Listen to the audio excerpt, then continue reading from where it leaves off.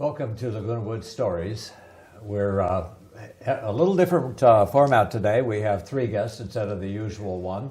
And these are three people that you should know because they're very significant players here at Laguna Woods in many ways, but especially in a project called the Village Centenarian Project. We'll be getting to that a little bit. But first, let me introduce the players. And seated directly across from me is Mark Rabinovich. Did I say that right? You were close enough. Yeah, say it for us. Rabinovich. Rabinovich. Halloween okay. At the end. Okay. Which? Okay, Mark. And people here have seen your work and probably seen your name in the newspaper and that probably. sort of thing. Yeah. Also sometimes known as courtesy photo. Yes. But, yes. But they've probably not seen your face because your face is often covered up by this device in front of you. What do we have here? We have a Nikon D850. And very often we see the big black area in front of your face. Yes, most folks don't know what I look like without it. Yeah. And here's Mark without the camera in front of him. Mark, your career was in sales, as I remember. Correct. Has nothing to do with photography. Not a thing. So how did you get interested in the whole field of photography? When I was, like many of us, when I was a kid, I used to play around with a camera, got into sales and started traveling the country and couldn't mess with a camera anymore. And, when I retired, first place I went to was the camera club here, and I picked it back up. And you ended up being president of the camera club for I sure did. Quite a few years. I'm still on the board. It's been 9 years now. 9 years. Yeah. Yeah. So we appreciate your work, and we'll be talking a little bit about what you're doing with the Village Centenarian Project in just a few minutes. Wonderful. But any still image that you see is something that Mark has done. And sitting right next to Mark is Lucy Parker. And Lucy is a colleague here in the video club and a past president. That's true. Of the yes. video club. And I happen to know that your career was in the field of public relations. That's true. Communications, corporate communications. And one of your places of employment was Chapman University. That's true, for quite a few years. And Chapman pulled a rabbit out of a hat, so to speak, in transforming itself from a little-known kind of denominational college to certainly one of the most prestigious colleges in Orange County. And they didn't even have a film school when I was there, but they certainly do now. They do now, yeah. And you had a lot to do with all it takes to make that happen. Without PR, without advertising, nothing happens, right? Well, we like to think that, yeah. No, Right. it was. They had the concept back in the day I was there, but it's been realized now It's under Jim Doty and some other leaders. And currently, you do PR for the video club. I do. And again, at the video club, nothing would happen if we didn't see your frequent reminders, emails, and stories in the Globe, Thank and you. all of that. We appreciate the constant work that you're doing to. Well, it's a great club. Like Mark, I had worked with communications all my life, but not with video. Still photography, print. And so it wasn't until I retired that I was able to get into video, and that's thanks to the video club. So I do appreciate that. Sitting to my immediate right is Betsy Martin. And Betsy, if I were to ask you career-wise what floats your boat, it would be... Water. That's right. Literally. Literally, I was in the water purification business for 30 years. Uh-huh.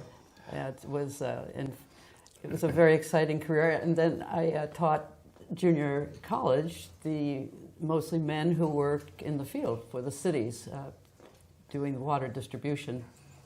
Now, water is free because it falls out of the sky, but it's not free collecting it and distributing it and all of that. So what part of this whole water business did you do? Orange County Water District has percolation basins, and we take the water that comes down the Santa Ana River and soak it into the ground, create groundwater from which the cities pull, and then the water district maintains the quality and the quantity of it. And I was working in taking secondary treated wastewater, making it into drinkable water, so that we could also add to the underground water. Okay. And since you've retired and shown up here in Laguna Woods Village, what floats your boat here? Several things. The video club was very attractive to me because when I just about finished my career, I was taping some instructional videos for other operators who could not attend these training classes on all the new equipment that we were learning. And I recorded it, but I didn't edit it. So I'm sure it was absolutely boring as heck. So I said, okay, I'm here, I'm going to learn how to edit stuff. So that's why I got here, and I love it. And I know that for several years you have been, from time to time, doing a program called Remarkable Lives. Remarkable Lives about... Well, I'm also very active in Concerned Citizens, social justice group for promoting good government, the environment, social justice, peace. And we featured some of the elder people in that group who have been around and have been very active in social issues, social causes all their lives. And these are programs that have been seen on Laguna Woods' own village television. I believe. I should check into that. And, okay, Yeah. and other places Yes. as well. Well, we're here to talk about the Village Centenarian project. I'm going to start with Lucy because I think you are the absolute prime mover on this. How did it happen that we got into this project, or what is it? Well, it's we're photographing some of our centenarians. I and Mark and I both are members of the Thrive Task Force, which is kind of dedicated to showing, inspiring people to thrive here in the village. And not always, things are not always good, but if they're not good, there's a lot of support, and there's just so many opportunities to be vitally involved. And we were looking for things that would demonstrate that. And I happened to see online in the Czech Republic, a photographer named Jan Langer did a series, pretty much what we're doing now. He took contemporary pictures of some people who were over 100, there are 13 of them, and matched them with pictures of these people as young adults. And I said, we could do that. And I proposed that in May of 2017, I think. And everybody thought it was a good idea, and we couldn't have done it without Mark, because we had to have really good portraits. And so he said, yeah, he's on board. Everybody thought it was a good idea for you to do. Well, and I tried to do it, but and I respect this. The village just doesn't give out people's names. That's confidential. So I went from office to office to office asking for lists of centenarians, thinking we thought there were maybe 15, 20. Maybe 20 at the And most. finally, I was, after going to the IT and marketing communications and every place else, they sent me to recreation. And it turns out... It turns out that... knowing somebody's age is confidential information. Exactly, So, and as is their address and phone number and email and all that. So they couldn't give it to me, and they explained that. But they said, we will send them, give us a letter, and it went out over Brian Gruner's signature. We will send a letter and see if they want to participate. And this was early, during the summer, I think. Yeah. And so, lo and behold, there were about 78 of them. So- Way more than we thought.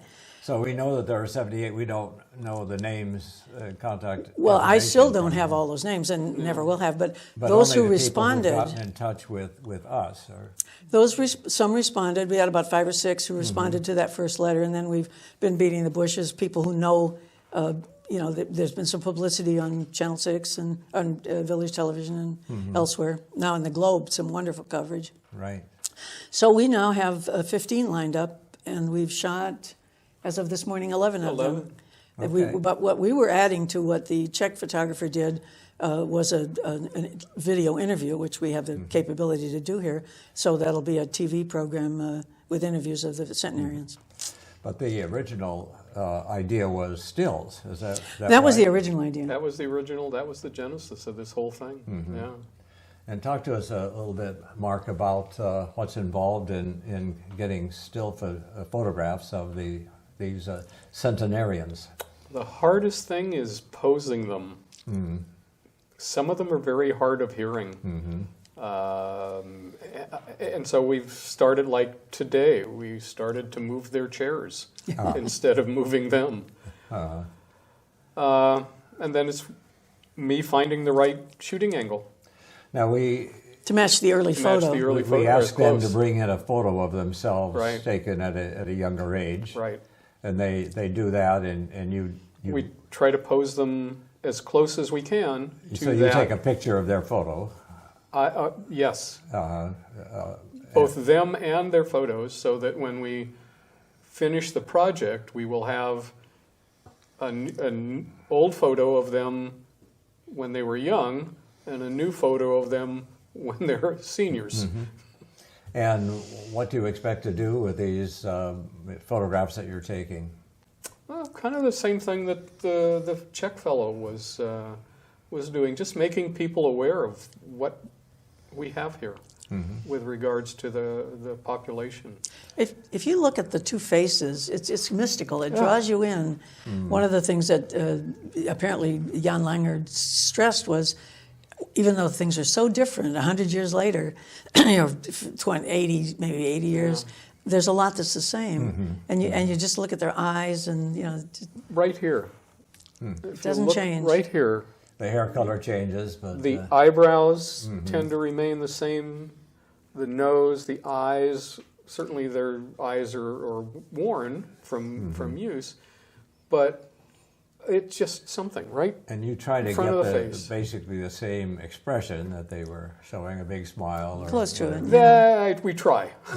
Yeah, we don't always succeed, but you can still see people. Betsy, you have in front of you a newspaper. What's that about?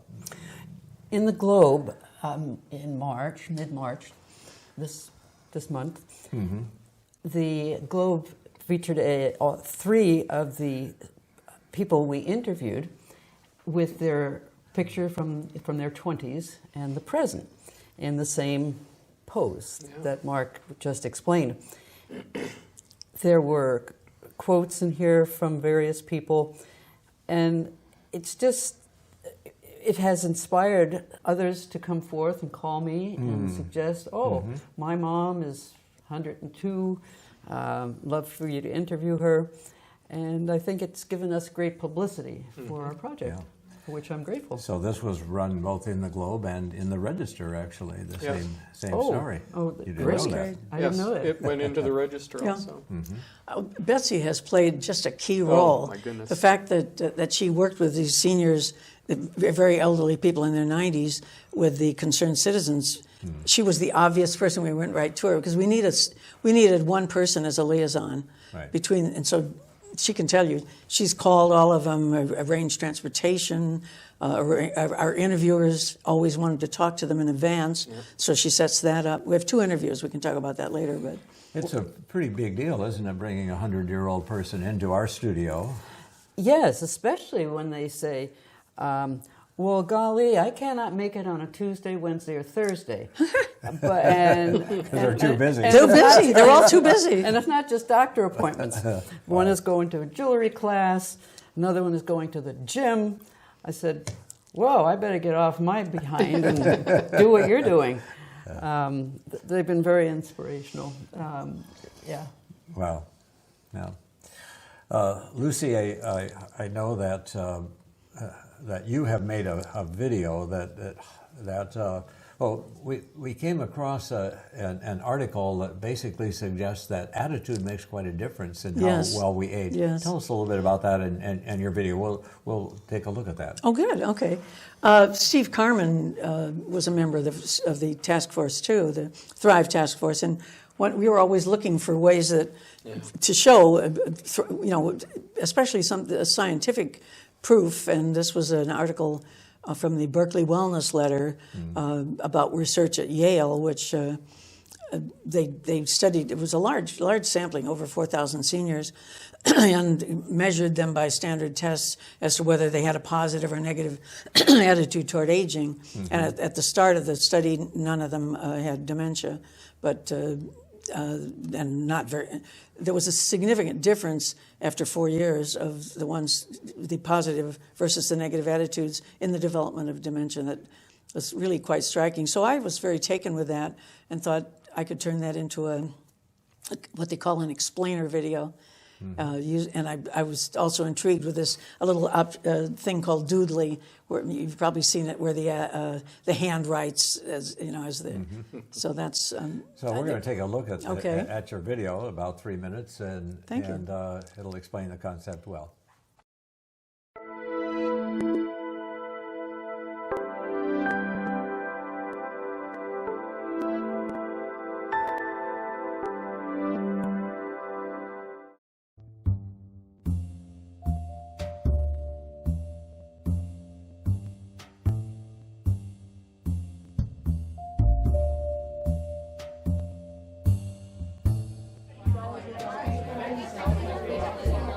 In 21st century America, some people think being old means being frail, helpless, and irrelevant.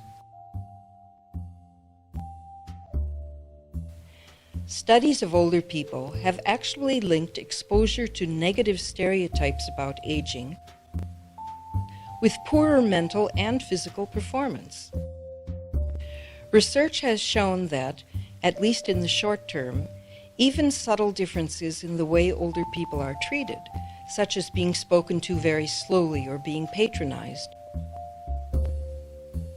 can result in underperformance on cognitive tests. Now, a study from Yale University has looked at the topic from a different angle: how having positive attitudes about aging may help protect cognition in older people and even reduce the risk of dementia. The study involved 4,765 seniors, average age 72, whose attitudes and beliefs about aging had been evaluated using a standard test. At the start, all of the participants were free of dementia. Over the next 4 years, participants with positive attitudes about aging had a 2.6% risk of developing dementia, while the risk of dementia for those with negative attitudes about aging was 4.6%, nearly twice as high. How might positive age beliefs help reduce the risk of cognitive decline? The researchers hypothesized that such attitudes may buffer against the damaging effects of stress. But where do we get positive age beliefs? Attitudes about aging are largely shaped by our culture and life experience.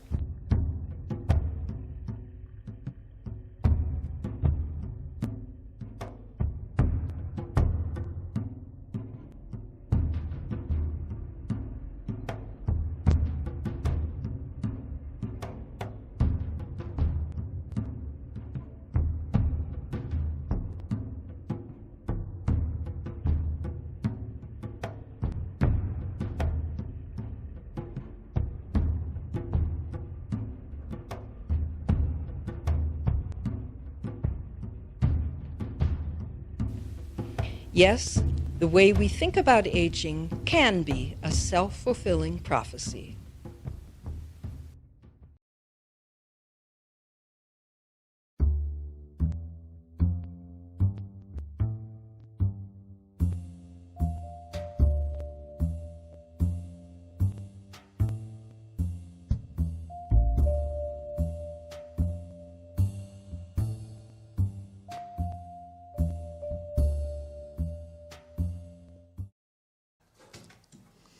So, Lucy, the conclusion, I think, of this video is that attitude makes a huge difference. Huge difference. In how well we age, and especially the frequency of dementia. Yeah. among people who had a good attitude toward aging, dementia only occurred about half as much. And the researchers, as I say in the video, why would that be? And they hypothesize that it's because of less stress. We were able to show that video at the Health and Wellness Expo that was held last week in March, latter part of March, and I think there were about 900 people came to that thing, and we showed it at the Thrive table. So I was happy about that. So revisiting the idea of Thrive, the idea really is to help people thrive by knowing what other people here are doing to thrive. It's planting ideas in people's heads that maybe I can do that too. Yeah. So we have a television show. We do different things. We're going to be doing some PSAs, public service announcements, on the idea of get off your behind and get out and do something, and you'll probably live longer and better. Thriving. Of all the people that we have interviewed so far, that to me, and it may be to the rest of us here, the main theme is I still like being here. Right? Positive attitude. Positive, yes. I still like being. It's still like being That's part of it too. a reason to get But up. they haven't come up against, I don't want to do this anymore. Life is still fun. No, And they want to be here, just like Betsy said. They do. It's inspirational. go ahead, I'm sorry. Yeah. You know, when I look at these people and the enthusiasm they have for their life, their surroundings, their caregivers, their children, if the children have not predeceased them, which is sad and sometimes the case. And I think, do I want to live to be over 100? Sometimes I'm not sure. But so many of these people have pretty good health, and they love it. To put it another way, we don't necessarily control how long we will live. No. But if I should happen to live to be 100, I would hope that I will be in my right mind and still enjoying life at that point. Yeah. So. Lady last week told us all that she held up a hand and she said, State of California just gave me 5 more years on my driver's license. She was 102. She drives Oh and my lives gosh. alone. There was a perfect example of that, what we were just talking about today in today's interview. This lady has an 11-year-old great-granddaughter, and she's just so taken with this kid. She's talented and just bright, and she very involved in this child's life. And she says, I just hope I can stay a few more years to see her grow a little older. So that's the kind of thing that you're not living in the past, you're engaged in what's happening around you. What have you all learned from your association with these centenarians? The village and everybody I speak to about this project are in awe of these people. There's a reverence for age, and especially people who are very mentally with it, and even if they're not, we value their experience, their wisdom, and how they did it. So often it's healthy food, it's a good attitude, and they keep engaged. And these are lessons that we all want to hear and try to emulate. What an amazing 100-year span these people have lived through. Yeah. That too. Literally from horse and buggy to jet plane.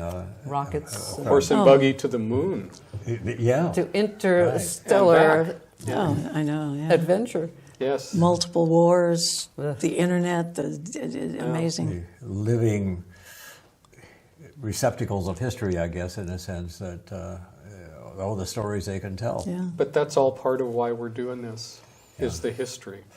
Because Tell when it. they're gone, we don't get it back. Tell us a little bit more about when the project is complete, what will be the products that we hope to Well, produce? Lucy and I have been talking about that, and that's still in the works, I would say. Yeah, I think so. I see 3 parts to it. First of all, an exhibit of the pictures. Mark is going to, they'll be enlarged to, 16 11 by 17, mounted on, 8.3s. mounted. So large A beautiful prints. enlargements of And prints. that they will be exhibited, we hope it's some kind of an opening event, but then they'll be exhibited around the village Around for the a while. village. So that's one part. And the second part would be the TV broadcasts, and we have quite a bit of tape accumulated, so we don't know. So- it could be as many as maybe 3 half-hour programs of the interviews. It'll be running on village television. Would run on village television, and the third part then would hopefully would be the website, and that's where we got the idea was from the web, from the Czech exhibit. And by the way, there's another American photographer, Tom Hussey. If you put that into Google, Tom Hussey Reflections, you'll find another variant. He has photographed centenary. People over 100 looking at themselves in mirrors, but what comes back is a picture of them as a young person. Yeah. So a lot of Photoshop in that. Oh my gosh. But anyway, the third part of our thing would be online, perhaps at the village website, and with links to the channel, to the television interviews, which would probably be on YouTube. Well, I can't wait to see it all. It's congratulations to you all for a wonderful concept and great execution of it. I know a whole lot of work has gone into this, and I think that we are all the richer for these centenarians who live among us, and for those of you who have made their lives more accessible to us. Thank you. You're welcome. Thank you, Tom. Very welcome.